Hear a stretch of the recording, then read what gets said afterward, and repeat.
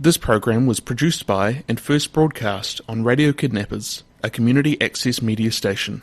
Thank you to New Zealand On Air for making this type of programming possible. Good morning, everyone. This is Heiko from the Acupuncture On Air show. Now, normally we always talk about something to do with acupuncture and Chinese medicine, but because it's Chinese New Year, we're going to do something a bit different. We're going to be talking about Chinese New Year, and we're talking with a Feng Shui consultant, Gayle Atherton from Australia in Sydney. Good morning, Gayle. How are you? Good morning, Heiko. Very good. Let me first, have I pronounced that correct? Is it Feng Shui? I know some people say Feng Shui, but I know that's not right. Well, I pronounced it Feng Shui, so yep. I've got a bit of a Cantonese pronunciation. Yeah. So, so that's it. But let's just tell us a bit about, like Feng Shui, because sometimes it's sort of called, Chinese geomancy or whatever. Just tell us a bit about yourself. How did you first get interested in it and Chinese astrology generally? How did you get involved in it? Look, that's a bit of a long story. Okay, well, you've got 1 minute. We want the short version. Basically, I went along to a party where a friend of mine had they worked at the Standard Chartered Bank. Yeah. And the Standard Chartered Bank in Australia, in Sydney, Australia, and somewhere else in the world were the only two branches in the world that had never had their Feng Shui done. Right. And they were the only two branches not making a profit. So they had a change of bank manager and got some guy in from Hong Kong who came and moved everything around.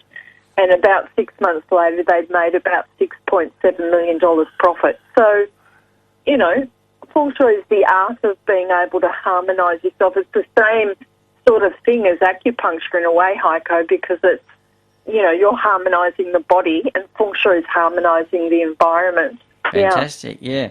Now, I understand that you're also teaching Feng Shui now, also privately, but also online. Can you tell us a little, just briefly, about the your course or your teaching before we talk about the Chinese New Year?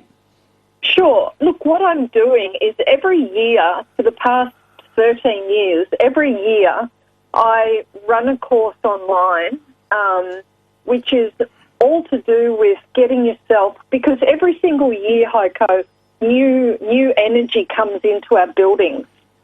And it's called, like the way that I've always learnt it in Hong Kong is that it's called the yearly stars.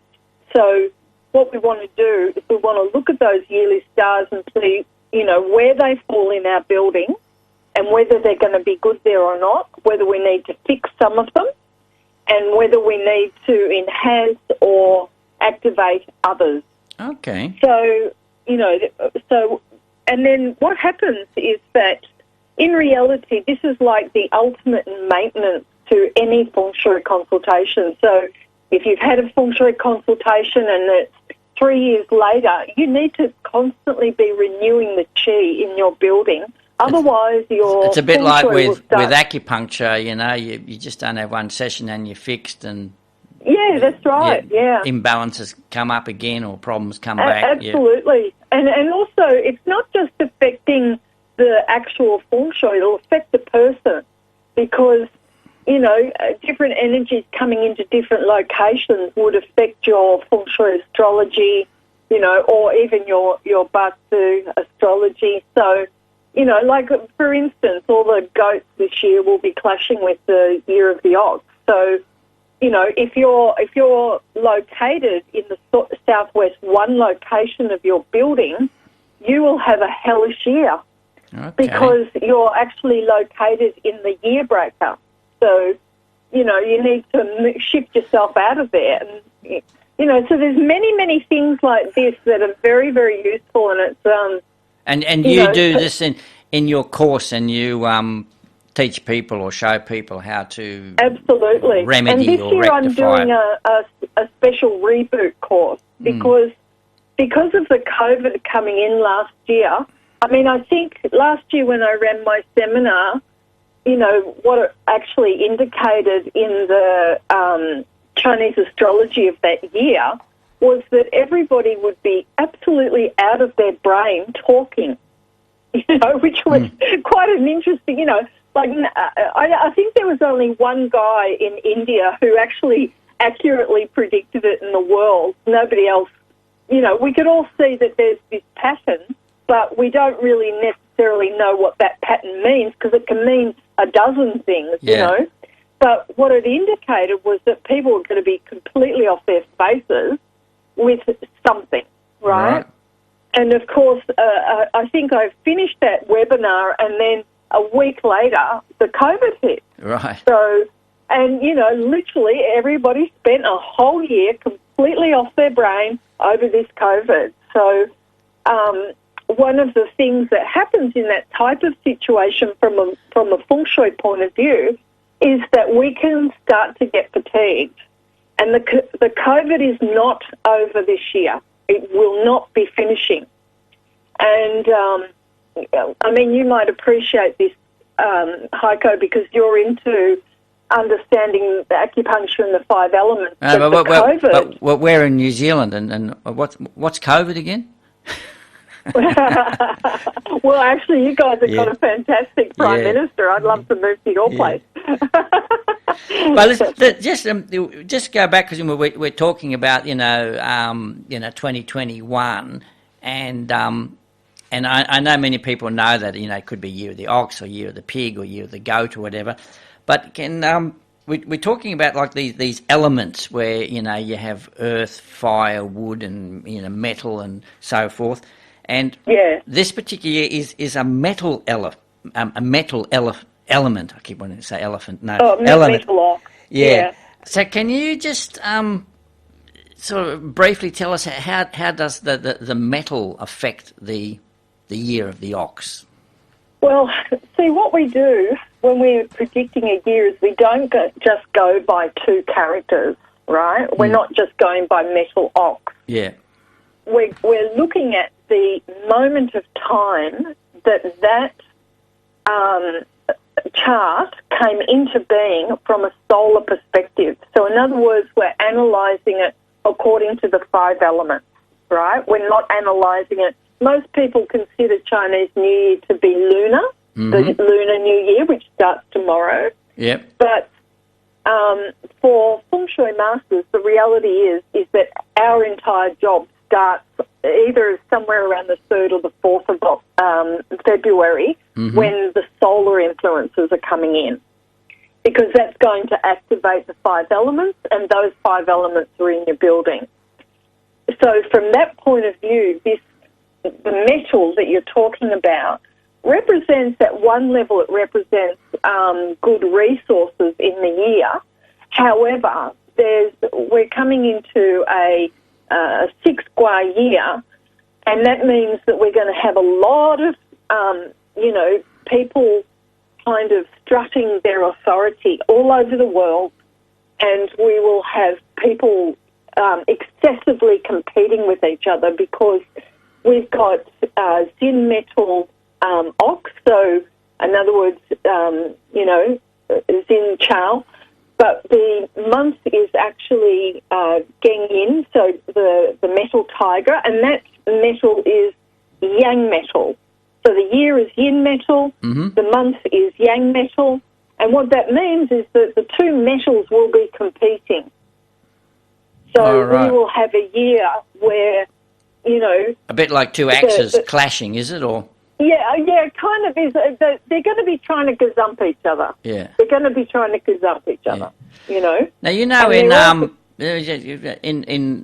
in our real world, the modern world, we have different seasons, and so you have different things happen in spring or winter or whatever.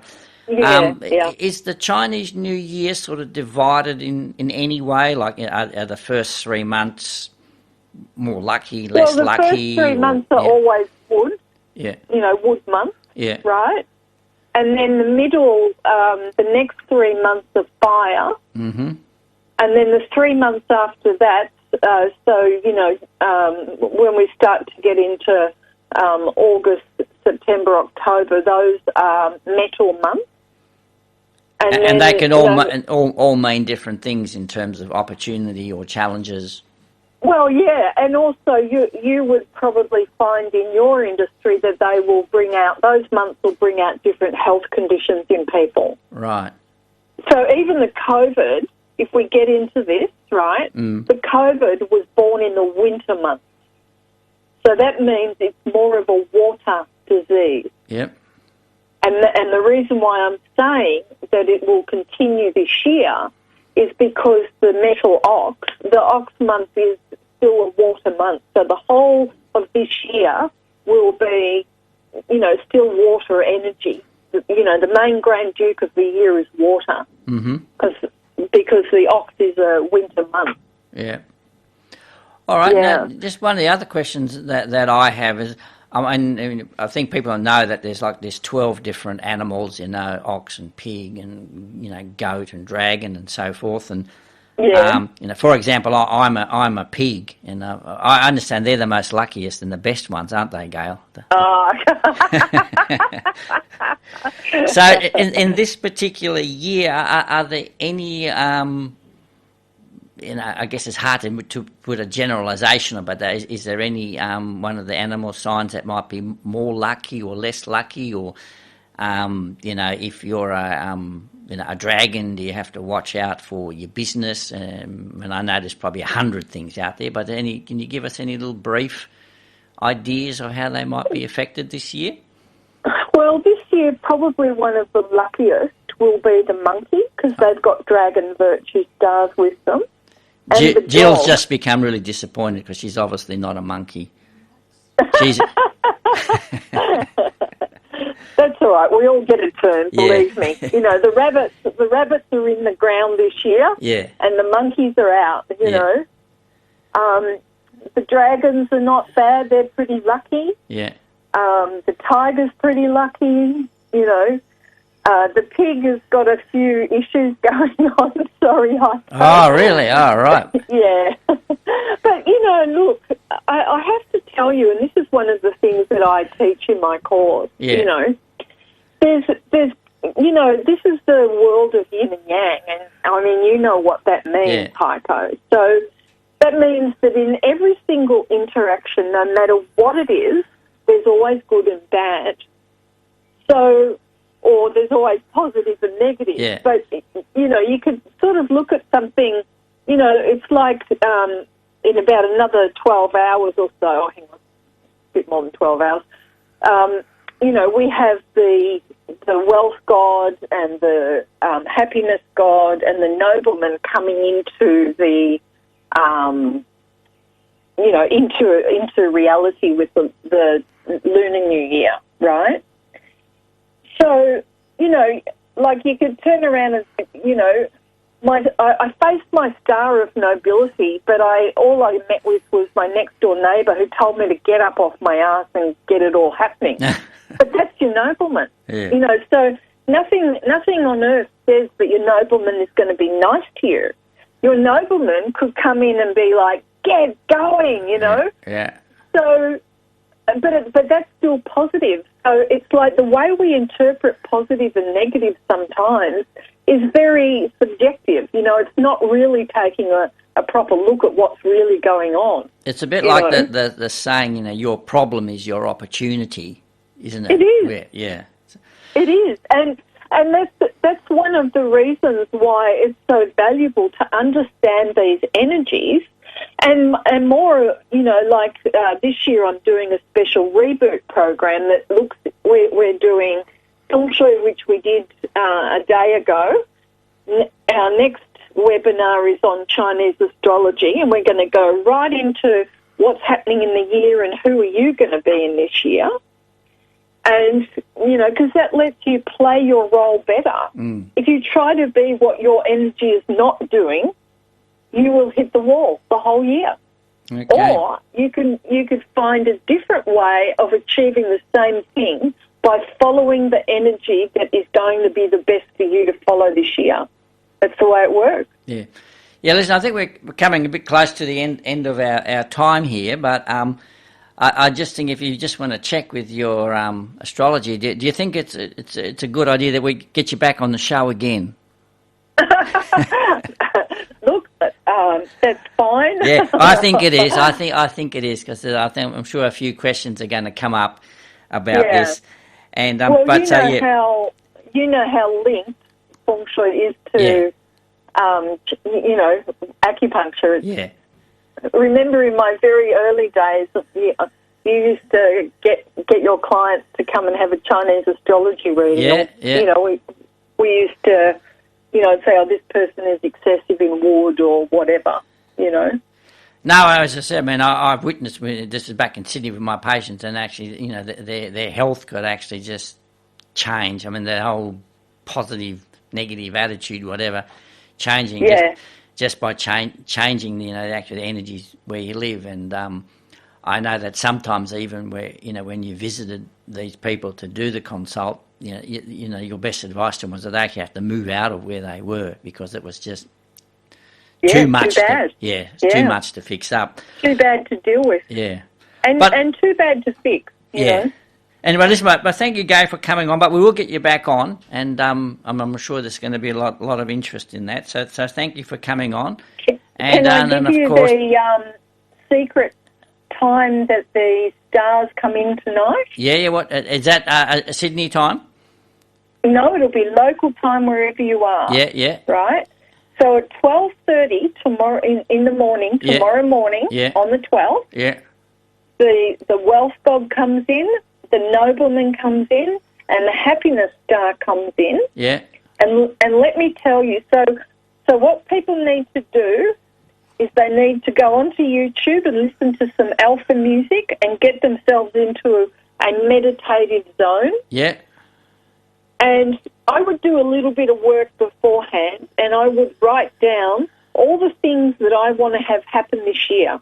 Okay. And you need to be specific. So don't turn around and say something like, oh, I want more money, because if I come along and give you 5 cents, you've got more money, right?